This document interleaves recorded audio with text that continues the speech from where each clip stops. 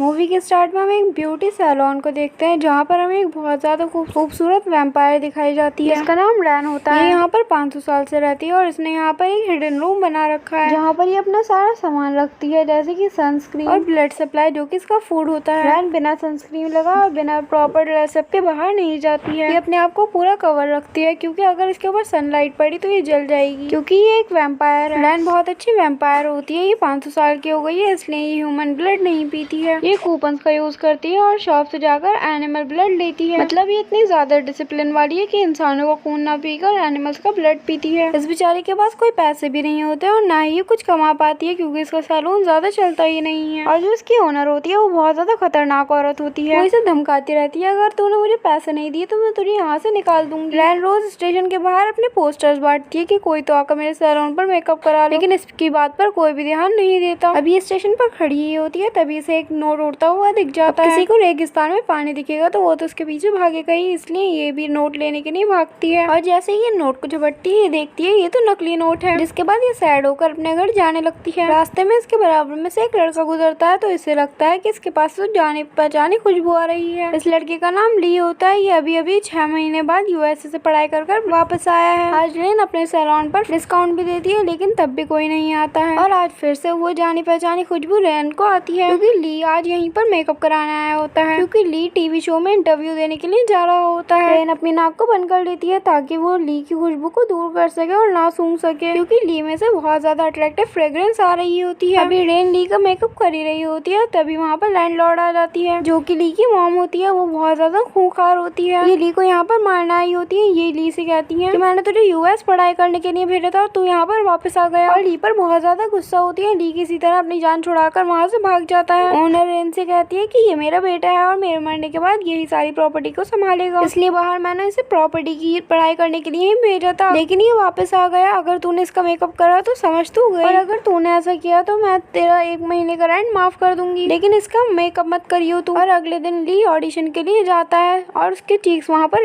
Red हो जाते हैं। और रेन जहाँ से मीट खरीदती है उसके ओनर ने उसे आज डिनर पर बुलाया होता है। जो मीट शॉप की ओनर होती है वो बहुत ज्यादा ओल्ड हो गई होती है, लेकिन जो इनकी शॉप होती है वो बहुत ज्यादा यंग लोगों की तरह होती है, जैसे कि मेकअप करना, अच्छे से ड्रेसअप करना। तो ओनर रेन से पूछती है कि तुम 20 साल से मेरी शॉप से ब्लड लेकर जा रही हो, लेकिन तुम्हारी एज अभी तक वैसी की वैसी ही है जैसे कि तुम 20-22 साल की कोई लड़की हो। रेन कुछ बोलती नहीं है और बोतल से ब्लड निकालकर पीने लग जाती है। और जैसे ये घर जाती है वहाँ पर ली खड़ा होता है। ये ली को देखते ही फौरन अपनी नोज कवर कर लेती है ताकि इसे इसकी फ्रेग्रेंस की खुशबू नहीं आ जाए। जिसके बाद ली इसे पैसे देता है जो इसने मेकअप कल किया था उसके लिए। ली को लगता है कि ये मुझे पसंद करती है, इसलिए दोनों यहाँ पर किस करने लग जाते हैं। और तभी रेन को अपने एक फ्रेंड की याद आने लगती है जिसका नाम जिनी होता है। वो रेन से कहती है कि तुम मुझे काट लो ताकि मैं भी वैम्पायर बन जाऊँ। तभी ये ली को धक्का देती है और कहती है दूर हट जाओ, मेरे आसपास कभी दिखाई भी मत देना, क्योंकि जैसी खुशबू जिनी में से आती थी वैसी ही से ली में से भी आ रही होती है। ली को गुस्सा आ जाता है और वो कहता है कि तुमने मेरी बेइज्जती कैसे की, ये मेरी पहली किस थी और तुमने मुझे धक्का क्यों दिया। ली उससे कहता है कि मुझे तुमसे ये उम्मीद नहीं थी। रेन कहती है तुम जिनी हो और तुम इस लड़की के अंदर घुसी हुई हो, लेकिन ली कहता है तुम किसकी बात कर रही हो, मैं कोई जिनी नहीं हूँ। रेन समझ जाती है कि ये जिनी का पुनर्जन्म हुआ है। इतनी ही देर में वो खूंखार औरत वहाँ की ओनर वहाँ पर आ जाती है। ली रेन से कहता है कि मुझे बचा लो, ये औरत मुझे मार देगी अगर इसने मुझे पकड़ लिया तो रेन ली को लेकर अपने सीक्रेट वाले रूम में घुस जाती है। ओनर दूसरी की से अंदर आ जाती है और थोड़ी देर वेट करने के बाद वापस चली जाती है क्योंकि उसे यहाँ पर कोई भी नहीं मिलता। अभी दोनों किसी तरह बच जाते हैं। अगले दिन रेन ली के बारे में सोचना बंद नहीं कर पा रही थी क्योंकि उसके अंदर से बिल्कुल जिनी वाली फ्रेग्रेंस आ रही थी। उसे लगता है कि इतने सालों में उसका दिल जो है वो डैमेज हो गया है। तभी वहाँ पर ली आता है और रेन को हॉट वाटर बैग देता है। उससे कहता है कि तुम पूरी ठंडी पड़ी हो, थोड़ी सी गर्म हो जाओगी। रेन दिल में सोचती है इसका तो गेम निकालना पड़ेगा अभी। जिसके बाद वो ली को लेकर हॉस्पिटल जाती है और नर्स से कहती है कि इसका 1 बॉटल खून निकाल, लेकिन नर्स उससे मना कर देती है। ली को लगता है इसे क्या हो गया, पागल हो गई है, इसलिए मेरा 1 बोतल खून निकलवा रही है। जिसके बाद ली से बड़े हॉस्पिटल लेकर जाता है, लेकिन रेन उससे मना करती है। और बाहर आने पर रेन को एक पोस्टर दिखता है जो कि जिनी के ऊपर लिखा गया होता है। जिसके बाद रेन उसे फाड़ने लग जाती है। जिसके बाद ली रेन से पूछता है ये जिनी है कौन जिसके लिए तुमने पूरा आतंक मचा रखा है। रेन ली को बताती है कि जिनी एक सिंगर है और वो बहुत अच्छा गाना गाया करती है। अब ली को रेन से यानी कि इस वैम्पायर से प्यार हो गया होता है, तो ये रेन का दिल जीतने का सोच रहा होता है कि इसका दिल कैसे जीतूं। वो सोचता है शायद रेन की फेवरेट सिंगर जिनी है और उधर वो खूंखार औरत ये सोच रही होती है कि वो दोनों आधी रात को भागे तो भागे कहाँ पर। ये सामान से रेन का कार्ड निकालती है जिस पर रेन की डेट ऑफ बर्थ 1957 लिखी होती है। अभी देखकर ओनर के होश उड़ जाते हैं कि इतनी ज्यादा पुरानी है, लेकिन इसकी स्किन तो बिल्कुल 20 साल की लड़कियों की तरह है। दूसरी तरफ ली सिंगिंग ऑडिशन देने चला गया होता है ताकि वो रेन का दिल जीत सके। डायरेक्टर को इसकी सिंगिंग में तो ऐसा कुछ दिखता नहीं है, लेकिन इसे देखकर डायरेक्टर कहता है तुम एक्टर तो बन सकते हो। रेन यहाँ पर आ जाती है और इससे कहती है कि तुम्हारे अंदर जिनी जैसी सिंगिंग स्किल्स नहीं है, तुम उसकी जैसा गाना नहीं गा सकते। दूसरी तरफ ओनर रेन की घर की पूरी तलाशी लेने में लगी होती है और आखिरकार उसे वो हिडन रूम मिल जाता है और ये यहाँ पर फ्रिज खोलकर ब्लड की बोतल और सनस्क्रीन ले लेती है। दूसरी तरफ ये दोनों घर पर आ रहे होते हैं और आते हुए ली लड़के से टकरा जाता है जो कि इनकी जैसा नहीं लग रहा होता है, वो फॉरेनर लग रहा होता है और ये नूव वहाँ से डरकर भाग जाता है। रेन समझ जाती है कि ली के साथ कुछ बुरा हुआ है। वो जाकर ली से पूछती है कि अमेरिका में तुम्हारे साथ कुछ बुरा हुआ था क्या, क्योंकि उस फॉरेनर लड़के को देखकर तुम डर गए। लेकिन ली उसकी बात का जवाब नहीं देता और टॉपिक चेंज करते हुए कहता है कि कल मुझे वैम्पायर का रोल मिला है और उस रोल को मैं करने वाला हूँ, क्या तुम मेरी हेल्प करोगी। रेन घर पर आने के बाद ली को जिनी के बारे में बताती है और यहाँ पर हमें पता चलता है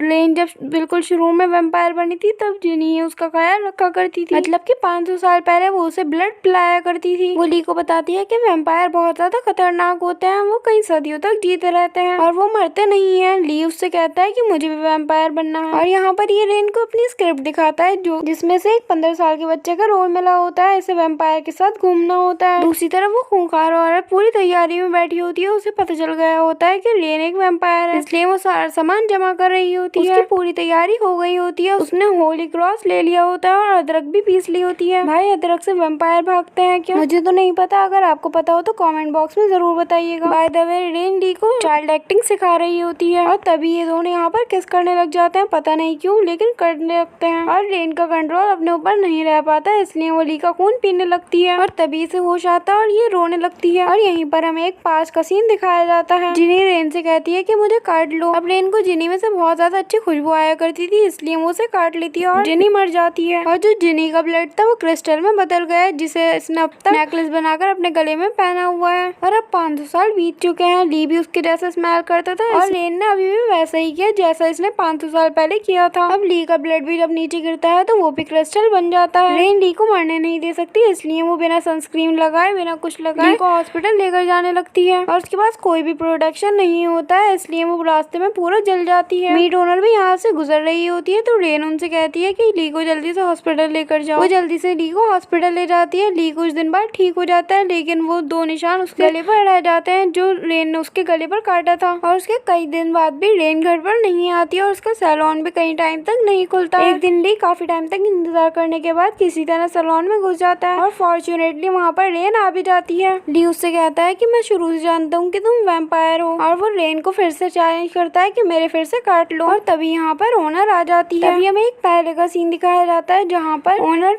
होली क्रॉस और अदरक लेकर जा रही थी, तभी उसे रास्ते में खूबसूरत सी वैम्पायर दिखती है जो कि रेन होती है। ये उसे उठाकर सैलून ले आती है और जब रेन को होश आता है तो लैंडलॉर्ड उससे कहती है कि तुम कितनी ज्यादा खूबसूरत हो, मुझे भी वैम्पायर बना दो। ओनर रेन से कहती है कि मुझे वैम्पायर बना दो ताकि मैं अपनी सारी प्रॉपर्टी का खुद ख्याल कर सकूं और इसे लालच भी देने लगती है। इससे कहती है मैं तुम्हारा रेंट आधा कर दूंगी। रेन उससे कहती है नहीं, मैंने मीट ओनर से बात कर लिया, उसने मुझे अच्छे डिस्काउंट पर रूम दे दिया है। अब ली यहाँ पर स्माइल करता है और वो जानता है कि रेन इसके साथ रह नहीं सकती, नहीं तो वो उसे काट खाएगी, इसलिए वो वहाँ से चला जाता है। रेन उसे वही ब्लड वाले क्रिस्टल देती है जो ली के ब्लड से बना था। जिसके बाद लास्ट सीन में हम इन दोनों को एयरपोर्ट पर देखते हैं जहाँ पर ली को देखकर बहुत सारी लड़कियां इसे वहीं पर घेर लेती है। तो रेन जेलस होने लगती है, इसलिए वो उसे कॉफी के लिए बुलाती है। जिसके बाद ये दोनों यहाँ से चले जाते हैं और मूवी के एंड सीन में हम देखते हैं रेन मीट शॉप ओनर को थैंक्स बोलने आई होती है, तभी वहाँ पर एक लड़की आती है। वो शॉप ओनर से पूछती है कि आप जानती हो इसे, तो शॉप ओनर कहती है हाँ ये मेरी फ्रेंड है और ये लड़की कोई और नहीं जिनी होती है। और यहाँ पर हमें पता चलता है 500 साल पहले जिनी मरी नहीं थी, वो भी वैम्पायर बन गई थी। इसके बाद ये मूवी यहीं पर एंड हो जाती है। अगर आपको वीडियो पसंद आई हो तो वीडियो को लाइक कर दीजिए, चैनल को सब्सक्राइब कर दीजिए और बेल आइकन कॉल पर करना बिल्कुल भी ना भूलें।